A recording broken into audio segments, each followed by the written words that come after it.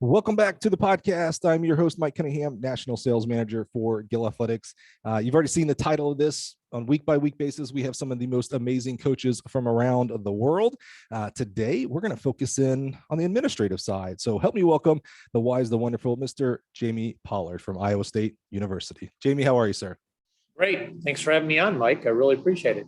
Well, it's our honor. You know, Iowa State has made really good decisions for several decades on their track and field equipment. So we're just so thankful to have you here, and we're just so thankful to partner with you guys and all that you do there with the amazing indoor and outdoor facilities you guys have. It's just it's really one of the truly top facilities in this country. So just so grateful to have you here today.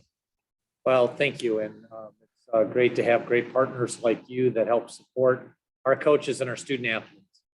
So if you don't know Jamie, first of all, you got to Google. This is one of the top athletic directors in the country. That's not even my opinion. 2019, he won the athletic director of the year. Obviously, he's a Power 5 athletic director, which has its own entities with football and the playoff system and basketball. He serves on the NCAA men's basketball committee. He's the longest tenured AD from Iowa State. I think you're finishing up your 17th year at this point. Yes, sir. Wow. 17 years. That's amazing. I'm finishing up 16 years. So you got there 1 year before I did here at Gill. He's worked at some amazing institutions, started out at St. Louis University. We just had John Bell, their head track coach, last week from St. Louis University, Maryland University, University of Wisconsin, and now the great Cyclones there at Iowa State. And maybe the coolest thing about Jamie here is not only is he an administrator, big time job, Power 5, all that kind of great stuff. He's one of us. He's a track guy. So a graduate of the University of Wisconsin, Oshkosh, was actually the first All-American in cross country for the school. That's awesome. And then what a way to end your career. He was the national champion for the 5,000 meter, now a member of the school's Hall of Fame, things like that. Jamie, you're a track guy. You're one of us. Well, I am. Those running days seem a long time ago. I'm more an exerciser today, but I love the sport. You didn't go on to do half marathons and marathons, all that kind of crazy stuff? Oh, I ran my fair share of marathons, but I retired after the 100th Boston back in 1996. Wow, very impressive. I don't like driving 26 miles, so bravo to anyone who can run 26.2. It's amazing. I just love having that you're a track background. You know, one of my beliefs for the health of our sport is having more former track athletes and track coaches in administration is healthy for our sport. So I just love that we have one of our people, a track guy, at one of the top spots in the country there at Iowa State University.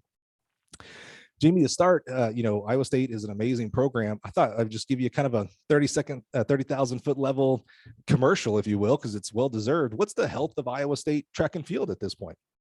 Well, I'd first start and say the health of our track and field and cross country. Because we're one of the programs that, based on where we're at, really comes at it from a distance piece because of our history and probably our location. So the health is great. We were second in the nation in cross country in men last year and ninth in the women. And, the last several years have been one of the top track programs on the men's side in the Big 12. Won the indoor championship 2 years ago. Last year, would have won it, except we didn't get a lot of help from our other friends. So Texas ended up, our score would have won any other year except this year. So it was a 2-team race. And then, our women's program has been on a little bit of a rebuild, but they've been, middle of the pack in the Big 12. So, but our distance crew has been awesome. And so very excited about our track programs and the opportunities we provide for our cross country and our track and field athletes. Yeah, you've had amazing coaches there. And now today, Jeremy Sudbury is there as the head coach and really doing a fantastic job, and definitely maybe from the outside looking in, distance focused, but you've got a lot of great multis and sprinters and jumpers and throwers. It seems like it's a full staff. You got really solid right now. Well, you got to figure out where you can have the most impact. And for us, it's been on the men's side, it's certainly been in the distance and in the middle distance. And then occasionally, you'll catch a break by, we had a great javelin thrower last year. We had Vlad, the great hammer thrower. On the women's side, we've been a little bit scattered and over the last several years, and Jeremy coming on board has really made it a much more targeted approach. And so I fully expect, our women's team has been good on the distance side, led by Kaylee Lowe, unfortunately redshirting this year, but will be back for an entire year next year. But we probably hadn't been as focused as we needed to be on the women's side. And Jeremy is really going to change that as we move forward. And that's where he's been recruiting. I think you're going to see us be a lot more prominent in the middle distance and follow that same path that we've had on the men's side that has allowed us to be one of the top cross country programs in the country, but also one of the top track programs in the country. Yeah, you got a great coach there in Jeremy. You know, I talk to coaches around the country every day, all day. That's primarily my job here at Gill. And, you know, outside looking in, Jeremy is, he's a leader first and foremost. So bravo to the Cyclones and having them there, and then the staff that he's building out and the vision that he's setting forth there as well. Well, one of the things that you have to, you know, understand is who you are and what you're at. And, you know, in the Big 12, indoors is a big part of it. And we're one of the conferences that still run the 600, the 800, the 1,000, right, the fit, you know, the mile. So and distance medley. So by having a well-stocked, team of middle distance runners, you can accumulate quite a few points in those areas. And then if you still are good in the distance and have the 5K, and the 3,000, you can rack up a lot of points. And that's where we've kind of carved out our niche. Gets a little harder outdoors because outdoors is really geared towards sprinters and not so much geared towards distance, which personally I wish we would change, but I think I'm a lone ranger on that. So I don't think I'm going to make a lot of headway there. I would say, be careful. You got a lot of power in this NCAA. Don't be changing. There's a lot of sprint jumps coaches right now. We're like, hey, let's tone down. You have indoor Big 12s. Be happy. Well, I'd love to see a DMR outdoors because I do believe we've, the distance runners, there's such a difference between, the 5K, 10K or the 1500 or a steeple, and you don't really get a chance to run a relay outdoors. And whether it was 4x8 or a DMR, I think would be a great addition. But, that's Jamie Pollard's opinion. It's probably not shared uniformly. Not a distance guy here, but I would agree with that though, because I remember the 4x8 in high school, and I think relays are just some of the more fun parts of track and field. So to have another relay, I don't think can be a bad thing for us. So I might co-sign with you on that one, Jamie. Well, we've got Jamie here today. We're not going to talk X's and O's and coaching and all that kind of stuff. What we have here is we have someone with a lot of experience in the administration realm of collegiate sports. And we have someone who has a track passion as a former track athlete himself. I mean, he just spouted a lot of knowledge about his track program that I'm not sure a lot of other Power 5 ADs would know off the top of their head. So he's obviously proven his chops there. So I thought we would have Jamie on today and we'd leverage his experience and expertise for preparation to give you value for those who choose to listen here. So Jamie, kind of first topic here, you have a lot of experience through all the different administrative spots that you've been to on hiring and evaluating track coaches, specifically on the Power 5 side, Maryland and Wisconsin, those other institutions that you've been at. If someone's listening right now and let's say they're an assistant coach in the NCAA, maybe it doesn't matter what level, or even the high school coach necessarily, but they have a goal, a career goal of coaching at the Power 5 level. What are some things that you look for when you're looking at hiring a head coach on the Power 5 side that they should be cognizant of? That maybe they're only thinking it's about producing results on the track. And maybe that's the only thing you look for, but what are some things that they should be keeping in their mind if that's a goal they have for the future? Well, I think the first piece is you've got to be good at what you do, and I say what you do because in our case, we've hired distance coaches to be our track coaches, but there are others that have a different emphasis. So I'm not saying it's cookie cutter. Each school's got to decide what they want, but regardless of what area your emphasis is, you have to be good technically. There's no question about it. I always tell people, the way to be outstanding leaders is you got to be good and you got to enjoy what you're doing. And just because you're good, if you don't enjoy it, you'll never rise to the highest level of leadership. And just because everybody likes you doesn't mean you're going to get there, because if you're not technically sound, you won't have a lot of credibility. So it starts with you've got to have credibility, and that comes from, are you technically sound in whatever area of expertise you have. But what I find is, that's the science. The art of being a head coach or being a leader is really understanding what I call is fellowship. Every leader has to have followers. I often ask that when I'm out speaking publicly, what does every leader have to have? And most people gravitate to traits. They'll say integrity, charisma, public speaking, whatever. And those are all important. But at the end of the day, fundamentally, by definition, the only way you can lead is if you have followers. And so what I've learned over time is the art of understanding followership. And what I mean by that is, if you want to be a truly great leader, which that's what a head track coach would be, you better understand what motivates the people that are choosing to follow you. And if you don't understand that, if you think it's just all about you as the leader, it's all about your knowledge, you're going to miss the boat and miss the mark by a long shot. And I think that comes with experience. You know, what I love about the sport of track and field is probably different than what maybe some track coaches think about. I think about all the micro wins that are involved in a track program.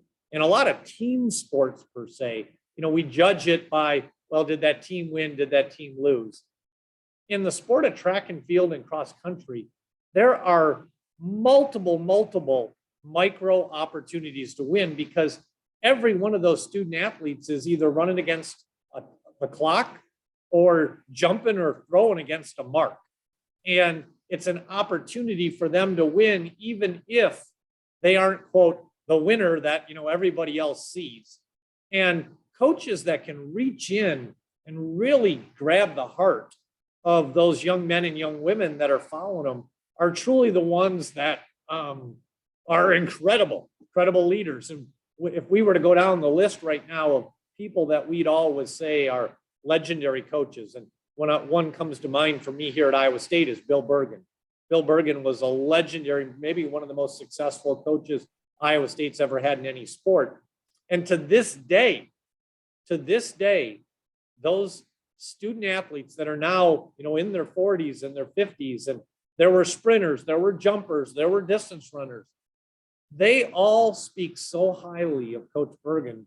And it was because he reached into their hearts and he got them to do things that they never thought they would be able to do. And I think a lot of times, you know, coaches get so caught up in their science, like I'm a great, you know, throws coach, or I'm a great jumps coach, or I'm a great distance coach. Doesn't mean a dang thing if your student athletes don't like you and don't respect you and aren't motivated to do what they need to do in order to be successful.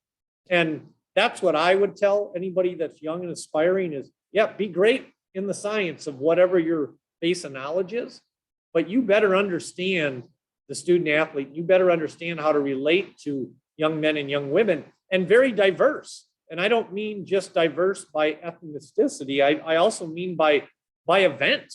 You know, the sprinters, the jumpers, the hurdlers, the distance runners, the middle distance runners, they're all unique in their own way. And in our own sport, we compete in multiple meets at different times. And so how do you make sure as the head coach that they all think you care about them, even if you're the distance coach, but you still have great hurdlers or great jumpers? That's an art. So I heard kind of three things there. Let's break it down a little bit. On the skill side, heard you loud and clear. How do you, as the athletic director, as the hiring administrator, how do you suss out skill? And what I mean by that, on service level, it seems easy. Well, how many All-Americans did they have, and how many conference champs, and those kind of things. But you made a very great point about the real beauty of track and field is it's not always the Usain Bolt, the guy or the gal that's winning the big races. It's the person with a 19-foot PR long jump that jumps 19.3. That's a big deal. I remember coaching high school. I had a boy, a freshman, first time he broke 6 minutes in the mile. He did not go to college for that at all. But him and his parents and me, it was like we won the lottery. I think that's what you were getting at there. So how Absolutely. Do you, as you're looking at resumes, and you are a good administrator, so you're always kind of looking at, at the landscape of coaches that are out there in case something happens tomorrow. How do you suss out what that skill set is for that candidate? Well, it's really hard, Mike. And what I would tell you in all honesty, if you would ask me that question 17 years ago when I first started as AD, I'd have been so heavy on the science and so heavy on the analytics and looking for, well, that coach has won this or won that, and so they must be good. And what I think you learn over time is, and I certainly have here at Iowa State, whether I'm hiring a track coach or we're hiring a football coach or a basketball coach, is who's the best fit for our organization. Because that person to be successful at Iowa State needs to be able to get along with the event staff, the facility staff, the sports medicine staff, the nutritional staff, the academic staff. All those pieces are part of what their young men and young women are going to experience as a student athlete in our track and cross country programs. And so you can't just sit in your little room and think, I know so much about the sport of track that I'm going to just be better than everybody. And so that's hard because, it's real easy to judge someone's, what have they done as a coach? What have their athletes done as a coach? But can you find out what their athletes think of them? And because for me as the leader, it's really trying to identify who's going to fit best at Iowa State. And, when I think of why we hired Jeremy, I had a track record with him. He had been here for 6 years, and I had multiple experiences with student athletes that spoke highly of him. And I got to see how he interacted with people in our department. And so for that case, having him here allowed me to be able to have firsthand judgment of that. But likewise, sometimes when you're hiring another coach, say that you don't have that direct hands-on experience, I'm going to lean into people I know in the industry that are going to know that person.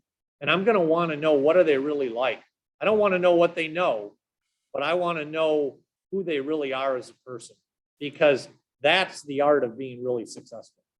That's a great segue into the second part, leadership, right? So you're talking about leaders, great points about, you're not just a track coach, a person who stands on the 8 lanes and coaches whatever events. You have academic people you have to work with. You have athletic trainer people. It's a people person job. You have to work with a whole bunch of other departments, right? So leadership has to be key in the development of a Power 5 or any head coach, and no matter what division, I would think.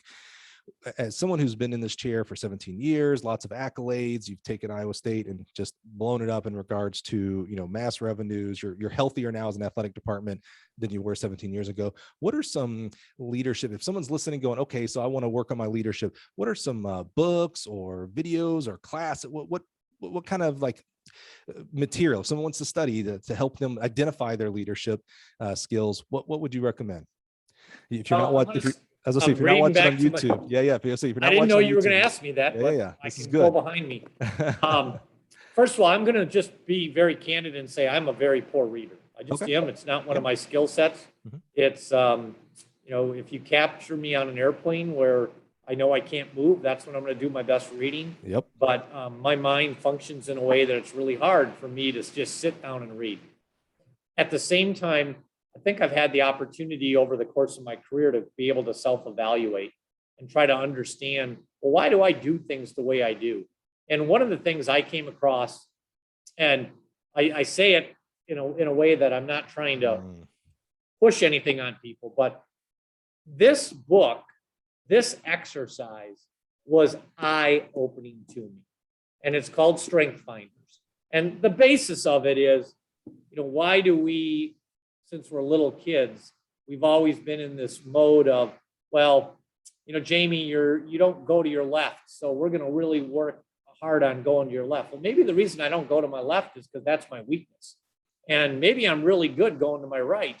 And so if I want to be great, why don't I try to get awesome at something I'm good at? Because if you make me better at going to my left, I'll probably just maybe get back to average. So the concept behind Strength Finders is figure out what you're good at and then try to become great at that. But I took it a step further. I mean, that's their selling piece. But for me, it was an aha moment. Essentially, it's an exercise you take. It tells you what your 5 greatest strengths are according to how you answered the questions. And then it analyzes those, tells you, what those traits need to be complemented with, where you might be better served. In my particular case, what it did for me, it was like that slap across the face that said, aha, that's why I behave the way I do. And so instead of trying to deny who I was, it really got me to embrace how I was. Because, I'll give you an example. I've always hated being on committees. To me, a definition of a committee is a room full of people that are afraid to make a decision themselves. And so they want to have a whole group of people there so no one can be blamed for it. I've always been one that said, give it to me. I'll make the decision. I don't care. I'd rather control what's going to happen than not control it. And so I always found myself not wanting to be on committees because my number one trait is activator.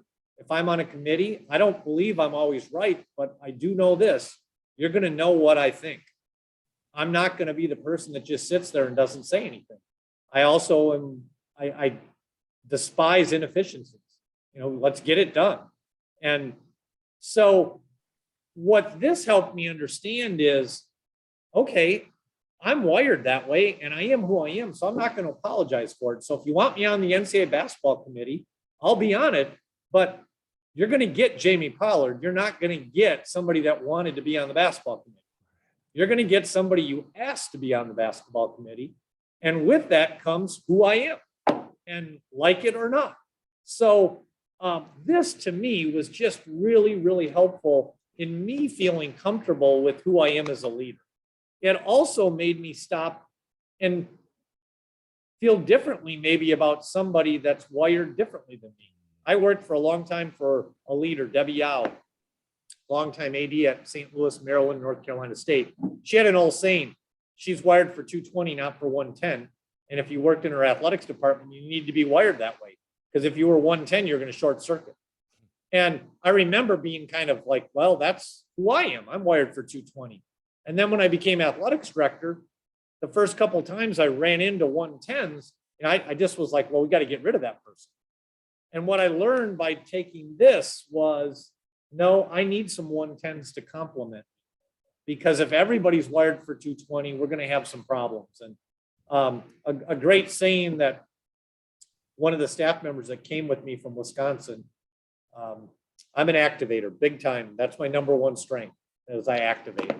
But I remember my first month on the job here, and he was with me. And I said, gosh, if we only had 5 of me, we really could get a lot done. And he hung in cheek, and that was before I had done this. He said, Jamie, if we had 5 of you, we'd all go off the cliff without a parachute. And, when he said it, I was kind of like, what do you mean? But in hindsight, now I get it. I get it because my staff now knows if they come in and talk to me, they have to say, hey, don't do anything with this. I'm just thinking out loud. Because if they don't, I may already be implementing it before they've even got back to their office. So to me, I think every person that ever wants to lead needs to read this, do the exercise, and have a better understanding of who they are, because that's where it starts. I would co-sign that. We used strength finders. I love when you held it up. I was like, oh, I know strength finders really well. We used that in my first half of my career here at Gill. And I think the most important part I think you said there is that self-awareness component. Two things, actually. The self-awareness component. So you need to know who you are, how you're wired, what your strengths are, and pour gas on that. But also, I think a very key, that's only half of it. I think if you only did that, you actually might be missing the boat, because the other half of it is realizing that other people have different strengths. And we've all heard the analogy or the saying, the right people on the bus. Well, that actually is only half of it too. It's the right people. It's the right people on the bus in the right seats. Correct. So it's that component of know who you are. Don't be ashamed or afraid of who you are. In fact, like I said, pour gas on that, but then also realize other people have different strengths. Thank goodness. I loved your story about, 5 Jamies. Like, yeah, that bus would be right off the cliff. But I love that, because it's like, oh yeah, I need someone else to govern me this way, to have this skill, to bring in this thought when we're working on this activity, etc. So I love that. So co-sign on that book. That's a great one. Great recommendation there. So third part. So I love that. It's a great leadership component there. Highly recommend that book. What you haven't mentioned here, so we talked, about skill set of a coach working into the Power 5 side. We talked about leadership and, a lot of self-awareness there, and how you work with other people in the athletic department and the school as a whole. Remember, they are student athletes, so you do have to worry about, have to work with teachers and professors and such. What you haven't mentioned is what I call the business side of the Power 5. And what I mean by that is, as the head coach, you are a CEO of a call it $1 million plus business. You have so many amounts of scholarship, you have travel budgets, equipment budgets, recruiting, alumni donation, fundraising, those kind of aspects. You have a lot to do as a head coach. Where does that fit into your evaluation of someone as a future Power 5 head coach? Well, what I would describe it as they need to be highly organized, and especially in this sport, because it's, again, I'll go back to the diversity. And what I mean by diversity, there's not probably another sport out there that has, take basketball, for example. Yeah, you have guards, forwards, centers, but they all practice together at one time on one court, and they go to a game, they travel together, and they compete together. You take track and field, and everybody is off in their own little, position groups, and you may not see them on a regular basis. They may be practicing at different locations. They travel at different times, maybe to different meets. And, how do you stay engaged with that? So being able to be organized, I think, is really important. Being able to delegate is also really important. And then, being able to relate to people in their space and their time, which is, again, as an art. I mean, how many times does the track coach have the whole team in front of them at one time, right? And, and what's interesting just about that sport is coaches per head. If you said number of athletes per head compared to most other sports, track and field would be an outlier, because you're responsible for just so many athletes. And then on top of it, they're all off doing kind of their own thing and own meets, and so being able to stay organized and stay on top of that. But then also, as I said, delegating is, they've got to be able to, as a leader, do that same thing with their staff.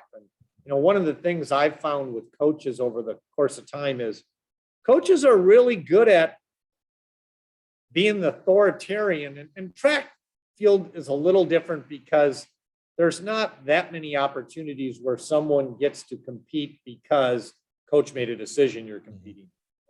Typically it's if you run the fastest, jump the longest, whatever, you're competing. But by and large, coaches are really strong when it comes to be authoritarian to their student athletes, because in theory they have the power. I find coaches to be not that when they're dealing with their own staff and having to deal with personnel.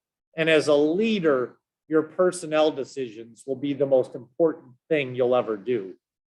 You've asked me about how hiring a head coach. What I would say is, well, the head coach then better be really good at hiring staff, because they're going to have to, especially in the sport of track and field, they're going to have to rely upon those staff to make great recruiting decisions, great coaching decisions, how they treat their student athletes and their quote, their groups is a big part of that head coach's leadership. So being able to do that is also really important. I'm immersed in coach speak every day, all day, through social media and through phone calls, emails, etc.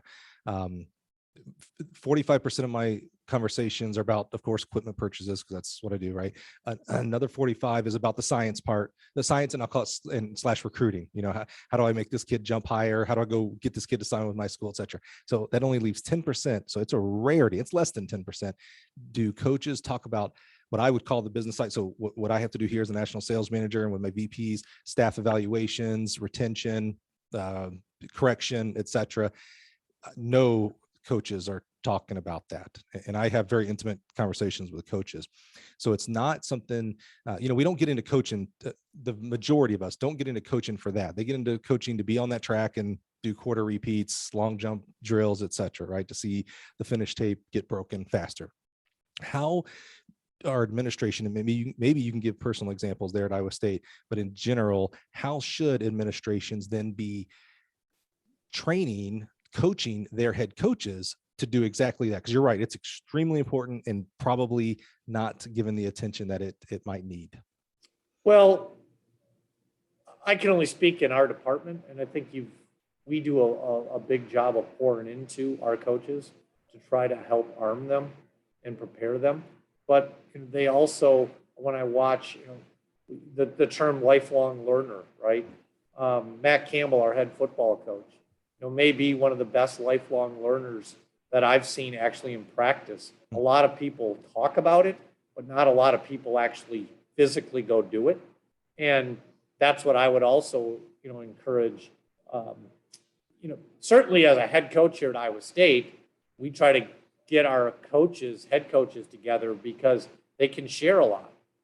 At the same time, though, if I was an aspiring head coach and I was an assistant somewhere, I would be trying to learn everything I can from other coaches in my department. I would take the time to go meet with an assistant wrestling coach, go meet with a golf coach, find out, if you've got a program at your school that recruits well internationally, how are they doing it? What's their way to do that? I've watched that transpire in our programs here.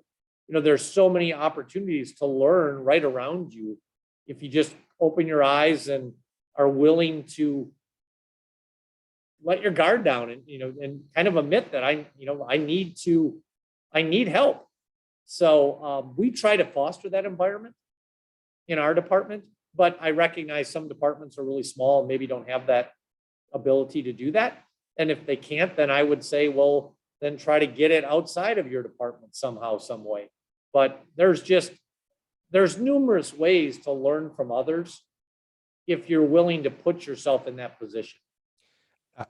I think if we just stopped right there, what value you just gave right there, Jamie, just amongst the staff that's already at your institution, whether you have a big staff, administrative staff, or small staff, you have other coaches there. Someone's going to be the godfather, right? As maybe he or she's been there for 10, 15 years. Someone's going to be successful, leveraging, just because it's not your sport, leveraging their experience specifically at that school. What's made them successful at their school? I've not heard that as a suggestion, except for one other place. A good friend of ours and mine personally, Althea Thomas, just became the head coach at Vanderbilt for track and field. And another great podcast show, Athletics LLC, has a bunch of experienced people on their panel. And they said, if I was Althea, the first thing I would do at Vanderbilt is I'd go talk to the baseball coach because he just won the World Series, or, he's always in the World Series. They're doing something right. Go figure it out. Go learn from them. Right. So I love that advice of go find the other administrators who are doing it. How are they doing it? You want to say administrators, coaches and administrators, and learn what's that secret sauce that's helped them be successful. Well, Mike, I would say this too, is,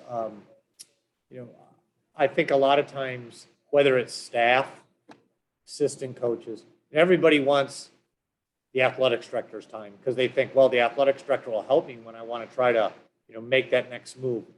What I often think young people miss on is, well, who are going to be the next athletics director?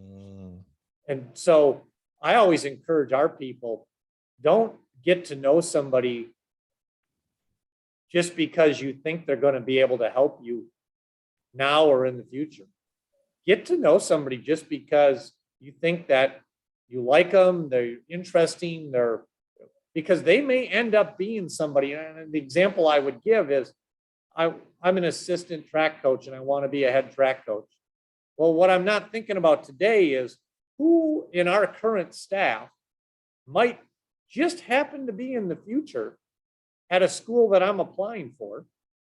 And the AD is going to go, hey, hey, Mike, I see you were at Iowa State. Do you ever remember, Jeremy Sudbury there? And you go, oh yeah, I remember him. He was a jerk because he did this or he did that, or no, he always kept to himself. I didn't know him. Well, right there, that would tell me that he's probably not going to be a candidate for us at our school. Right. Yet, when you're in that moment as a staff member, you don't know who could potentially help you. But I think so often we only reach out to people that we think, well, that person's going to be able to help me. Maybe not.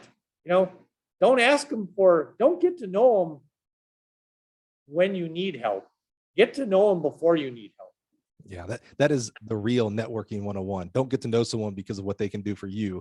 Get to know someone what you might be able to do for them, or what the future might lie for both of you. Exactly. And Jeremy, I know you're listening. He just used that as an example. You're not a jerk. You're okay. He knows he's not. He knows he's not, or he wouldn't have been hired. That's right. Well, let's take a step back. Again, unique perspective here, Jamie. Not only are you the athletic director, but you have a track background and passion. So give us some of your thoughts here as you look from your chair about the health of NCAA track and field. And what I mean by that is, you know, we are, we kind of complain and gripe. I'm speaking for the coaching body here in a big bland swath here, you know, that we don't get enough money budget wise, we don't get enough salary, we don't think much about who's in the stands and how many people are in the stands. We think about am I successful, are my kids, are we winning conference, things like that. What is the state of track and field in your mind, and what are some things that we might need to improve upon? Well, first, you know, I may have a unique perspective on this, and my perspective might be, you know, somewhat jaded just because it's coming from Iowa State. I get it that we're a Power 5 program and are funded at a different level than some other programs. I personally don't think track and field and cross countries, that the state of the industry, so to speak, is as bad as maybe some would try to portray it as, because I think some people just have an unrealistic view of it. I think the days of, you know, the yesteryears of a dual track meet drawing a ton of people it's gone by the wayside. But it's not just track and field that it's gone by the wayside. No, it's the world we now live in. When I grew up, there was no cable TV. It was Wide World of Sports. And so whatever they put on, you only knew what they were putting on. You know, people ask me all the time, why are distance, you know, because I know distance running the best, but you know, why are distance running times so much faster? Well, when I think back to when I was in high school, you know, all I knew was the little mimeographed report that maybe our coach would get from the Wisconsin High School Track Association, said, here are some of the fast times in the state. I had no idea what anybody was doing outside of the state. I mean, matter of fact, I mean, I thought I was king because like I was winning my conference, right? You know, and then you'd go to the state meeting, you'd get like, it'd be eye-opening. Kids, you know, and I had no idea what anybody else was doing training wise. And kids today, the whole world's at their fingertips, right? And they know everything and anything. And so I think it just changed it's changed sport, not just track and field, that you're just not going to get the masses that are going to come in anymore like what some people are opining for. And that's okay. That's okay, because when I look at it, I go back to this sport has an incredible opportunity to provide awesome student athlete experience for a cross section of student athletes, whether it's diversity from, you know, black, white, if it's diversity from international athletes being able to be here. You know, I remember being at Wisconsin, and, you know, the faculty there didn't want any international athletes on the teams because they thought that it should just be for our scholarships should be just for domestic athletes. You know, I love how some of our kids here get an international experience, even though they'll never be able to study abroad because to break their training cycle, you know, they don't want to do that. But they get to have an international experience because we have Africans on our team, or we have, you know, international students on our golf team or a tennis team, and they all get to be in the dining hall together and interact. And so to me, that's a big part of the state and the health of track and field and cross country. Is I just think it's one of those sports that has, as we said earlier, the opportunity for there to be numerous winners, and not winners that are going to show up on the front page of the newspaper or, you know, be on the top 10 list in track and field news. They're going to be the winners that broke 6 minutes for the first time. And you got to be there, and you helped develop that young person to do that, because that's a skill set that's going to help them become an athletics director someday. Because somebody taught them how to work hard and to go out and do what's necessary when nobody else is watching, and quite frankly, nobody else cares. But you show up every day and work hard and do it the right way and get rewarded for it by getting a PR. I love that about this sport. And that the coaches that embrace that have healthy programs. And that's how I judge it. Now, I get it. You know, I'm jaded a little at Iowa State. Track and field's a huge asset for Iowa State. It's 6 sports. It's great opportunities for us to score Directors Cup points. to help in our Big 12 all sports standings. And we celebrate those amongst our coaches. I'm probably unique in that perspective. I'm always writing all our staff after championships and explaining where we are in the Director's Cup, and how we do this weekend at the Big 12 track and field will dictate where we end up in the overall Big 12 sports standings. And so track and field is really healthy at Iowa State because it provides value, not only in student athlete experience, but in our overall brand of our university. And so for me, it's very healthy.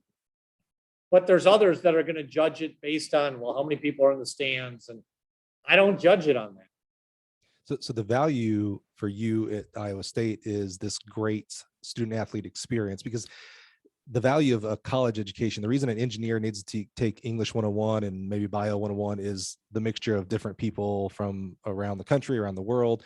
MBA programs, the real value there, you can get a lot of the education MBA online today, but the real value is getting, time and experiences and relationships with other people in different businesses, things like that.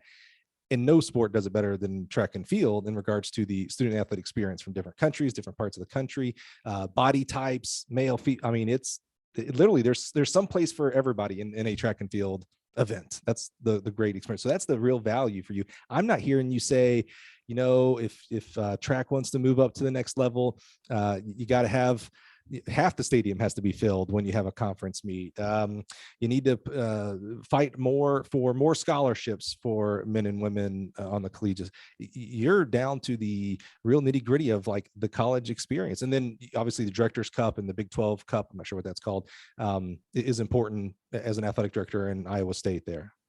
Well, yes. So any program can have the great student athlete experience, and that should be a goal of their track and field cross country programs. Whether their school values, how they finish in the conference standings or how they do, nationally for the Director's Cup, that's up to each AD and whether that AD puts importance on that or not. We do at Iowa State. I always say this: we were second in cross country this year in the country, right? If young man, I know this because my daughter runs at Nebraska. If an athlete hadn't transferred from Nebraska to Northern Arizona, we would have won the Division I cross country championship this year. Okay. But the reason I say that is if our men's basketball team was the national runner up, we would hang a banner in our basketball arena and there'd be 18,000 people there to celebrate it and worship that. Right. We get second in cross country, and I feel bad for those athletes because they're never going to get that. So, at Iowa State, we go out of our way to do things where we picked our biggest basketball game this year when we hosted our rival, the Hawkeyes. And that's when our cross-country teams got introduced at halftime. Or we didn't even do it at halftime. We actually did it during a timeout in the first half because we knew at halftime people leave to go to the concession stand. Right. But we brought the trophy out there and we gave those kids an opportunity for a brief moment to get that experience that a basketball player maybe takes for granted because they get it, 31 games a year, right. Or a football player gets, every time they walk out on the field. And so that's a little different from maybe where you were going with the health of the program. But yeah. I'm one that, as an athletic director, I'm just more realistic. And so I'm not going to judge those programs on fans in the stands or things that I know in the big scheme of things aren't going to move the needle. Mm-hmm. What's going to move the needle is if our young men and young women have an awesome experience at Iowa State and go on to be great citizens and care enough about their coaches that they still follow what's going on at their alma mater in track and field and cross country. And that we can have multiple former track and field and cross country athletes get inducted into our Hall of Fame and bring them back and honor them that way. Those are the things I look at. I love it. The student athlete experience. It's important. Jamie, to wrap up today, you've given us a lot of value in regards to personnel and professional development, how if we want to, and I think a lot of things you said, we packaged it under this, if you have a goal set in your career to become a Power 5 assistant coach or head coach, I think a lot of the value you gave there is if you want to become a head high school coach, if you want to become a assistant D3 coach. I don't think that this was bolting down to Power 5. I think sometimes we get this Absolutely not. mysticism that, oh, the Power 5, it's a whole different world. It may be a different world, but it's still what is it, the old blocking and tackling? You still got to. You just. Is that what It's funny you say? said that, because that was what I was going to say. Blocking and tackling. It Well, still is that. I was with a Division III athlete, so I have Right. Don't tell me that I worked any less hard than the Division I athletes, right? Right. They maybe got to go to Stanford and run. I got in a van and got to go to Whitewater and run, right? right. But when we got to go to Chicago to Naperville, we thought we were big time. Or if we got to go to Drake Relays, Yes. we thought we were living large. That's right. So, but those experiences are there for the masses. Yeah. Yeah. And don't discredit them. That's, I think, to your point there. That's exactly. Don't discredit. Mike, I always say this. People ask this question. If you could do it all over again, would you? Right? And I like to change the question and say, if you could do it all over again, but couldn't do what you're doing, what would you do? Oh. And so, because if I did it all over again, I'd be lying if I didn't say I'd want to be athletics director, and I've had a great career and I love everything about what I get to do. But if I couldn't do that, what I would have done, and I always say I'd have been a track coach. I was going to ask, okay, so now we're going to we didn't even pre-interview for this part, Jamie, because that's an interesting point. You were a very good track athlete. I don't know what your degree was in necessarily, but that doesn't even matter. Accounting. Okay, so maybe that is go towards what I was going to ask, but why did you choose the administration side versus the coaching side? I'm going to do air quotes here. Everybody wants to be a coach because it's fun. They don't realize some of the other parts. Why did you go one way versus the other? Well, in all honesty, I was the baby in my family, first generation college student, didn't really have a blueprint in our family to go to college. And so when I went to college in large part because I didn't want to stop running yet. And the senior that hosted me on my visit was an accounting major. And so I thought he was a pretty cool guy. And so I chose to be an accountant.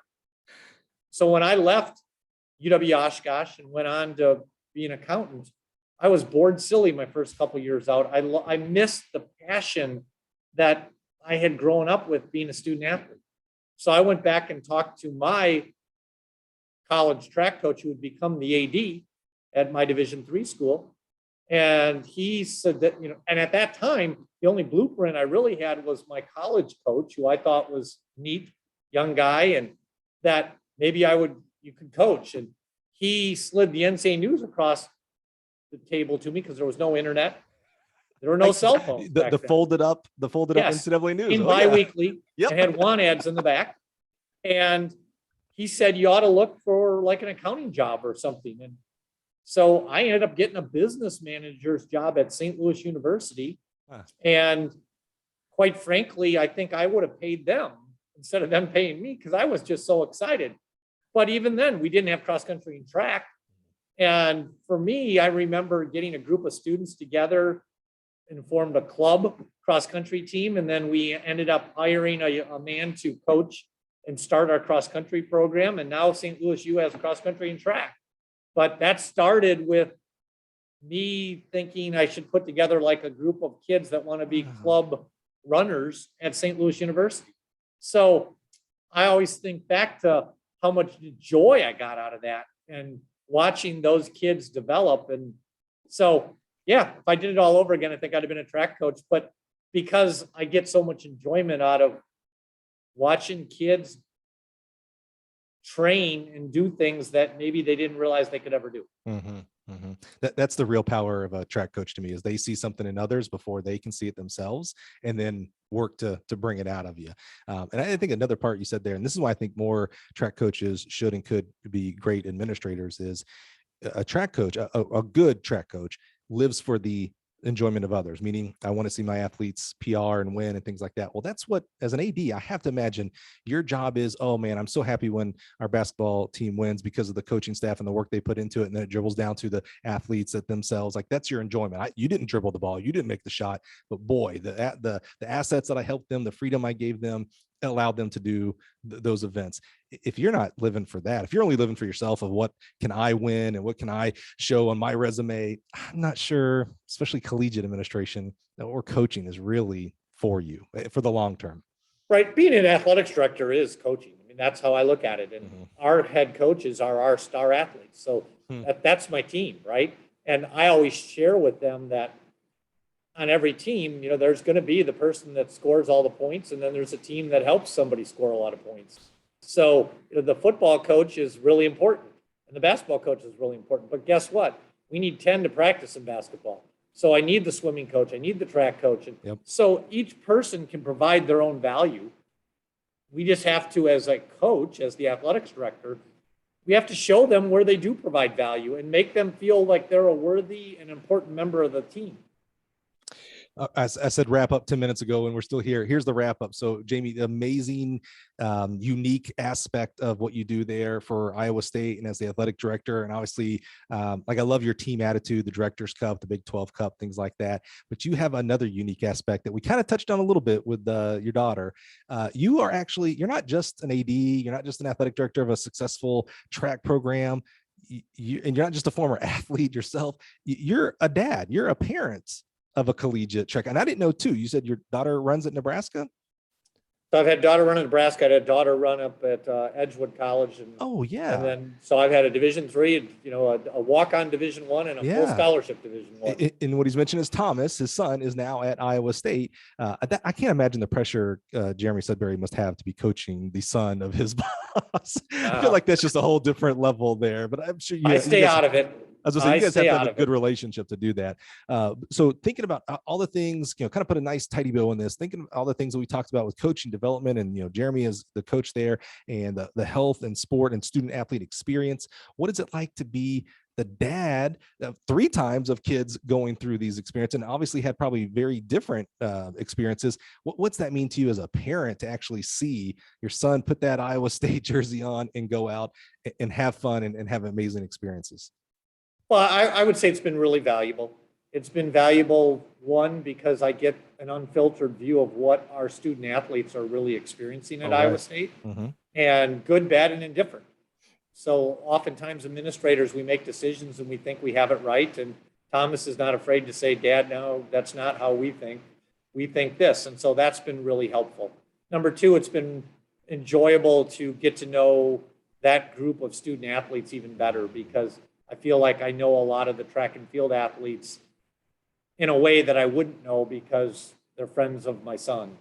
And then number 3, it's been really good. And again, this may be more Power 5 because we have resources, but it's been confirming about why we do certain things to provide our student athletes incredible access. And it could be, for example, our distance runners go out to Stanford all the time to run and to find that perfect weather to run a 10K or a 5K. The what I referenced about international, and we have a lot of African athletes on our team, and to have them over to our house and to have them cook meals for us, and it's just, that's been really enlightening for me. But one of the things we're able to do at Iowa State, that maybe I'll close with this, that we have funded our student athletes, whether they get chances to compete on the world level, whether it's trying to make the Olympic trials, whether it's the Olympic trials for Kenya, Olympic trials for Canada, the Olympic trials for the United States. And so probably the most memorable moment I'll ever have, and I might get a little emotional, but Thomas got to go to the World Championships in track and field and go to Poland and to see your own kid wear Team USA, maybe the best thing that ever came out of that. But what it did for me, though, is when we sit around and talk about, well, what are the budget challenges we're having? I protect the opportunity for our student athletes in any sport to be able to go compete for Team USA. And to whether it's the junior worlds or the junior nationals, or whether it's a wrestler or a golfer or a track athlete, because I got to see that firsthand, and it was awesome. Totally awesome. Jamie, You're a rock star, my friend. I don't know about that. truly, you are, and I truly, you can. I don't think you'll disagree. I truly believe your track background, the experiences you talk about student athletes, are some of the experiences that you had as an undergrad as well. And so you kind of, growing up in track, you see the team atmosphere of sport, and I think that has been directly reflected in your leadership at the different institutions you've been there, and certainly these past 17 years at Iowa State. And you have no small task. You have an amazing institution there. We have several Iowa State alums that work for us here. Trust me, we know the Cyclone, what happens on Saturday during the fall, and these guys, we're all track guys, so we all know how it's going at Big 12s. And I got to go see your team at the Tom Zimber cross country course up in Wisconsin this past fall, and I got to see, I can't remember his name, but your lead guy. I mean, Wesley Kiptoo. It was two different races. It was his race, and then everybody else, man. So again, great leadership there with your cross country and track and field staff there, and I'm just so thankful for your time today. We want to provide value for coaches that are out there, and for those who, I'm just so humbled to listen to us. And man, you hit it out the park. You ran the gold medal. I was going to use a baseball metaphor. You won the gold medal. You hit the gold medal, the world record here, my friend, as far as value. And I'm just, again, so grateful for your time today. Well, thank you, Mike. I appreciate it. And again, it's great having partners like you that have long supported this wonderful sport, and anything we can do to help prop you guys up is important too. How do we say go Cyclones? Is that what we say? We say go Cyclones. Yes, go Cyclones, baby. Go Cyclones. All right.